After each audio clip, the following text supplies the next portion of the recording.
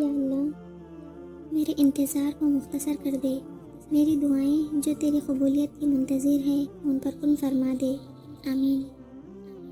حضرت علی نے فرمایا، زیادہ سوچنے سے بہتر ہے استغفار کیا جائے۔ زیادہ سوچنا مشکلات کو بڑھاتا ہے اور استغفار مشکلات کا حل ہے۔ بعض اوقات دعائیں رب کے فیصلے نہیں بدلتی مگر آپ کا دل بدل دیتی ہیں اور رب کے فیصلے کے مطابق کر دیتی ہیں۔ صرف ایک ایسی محبت ہے جس میں طعنہ نہیں، الزام نہیں، رسوائی نہیں، شرمندگی نہیں، بے سکونی نہیں، وہ ہے اللہ کی محبت۔ قرآن کہتا ہے، اور پھر تمہاری من پسند چیز وہ تم تک لائے گا مقررہ وقت پر اور تم حیران رہ جاؤ گے۔ جو رب تک لے جائے وہ ٹھوکر سزا نہیں ہوتی۔ ہمارے گناہوں کا ایک دوسرے سے چھپے رہنا اللہ کی بہت بڑی نعمت ہے۔ پتھر کھا کر بھی جو دیتے تھے دعا، ان کا نام محمد صلی اللہ علیہ وسلم ہے۔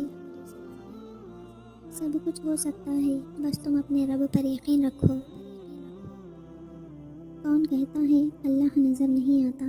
ایک وہی نظر آتا ہے جب کوئی نظر نہیں آتا۔ جو رشتے مجبوری میں نبھائے جاتے ہیں وہ رشتے زندگی کے سمجھوتے ہوتے ہیں۔ اگر آپ سیکھ جائیں کہ کیا نظر انداز کرنا ہے تو زندگی خوبصورت بن جائے گی۔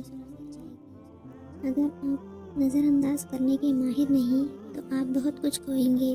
سب سے پہلے اپنا سکون۔ والدین کی باتوں پر اتنا یقین تو رکھیں جتنا آپ دوائی پر رکھتے ہیں۔ تھوڑی کڑوی لگے گی مگر فائدہ مند ضرور ثابت ہوگی۔ اچھی تربیت اچھے گھرانوں سے ملتی ہے۔ اونچے اسکول صرف تعلیم دیتے ہیں۔ تکلیف تب ہوتی ہے جب وہ انسان اگنور کرے جس کے لیے آپ نے سب کو اگنور کیا ہو۔ لوگوں کے دل آپ صاف نہیں کر سکتے مگر اپنا دل صاف رکھنا آپ کے اپنے اختیار میں ہے۔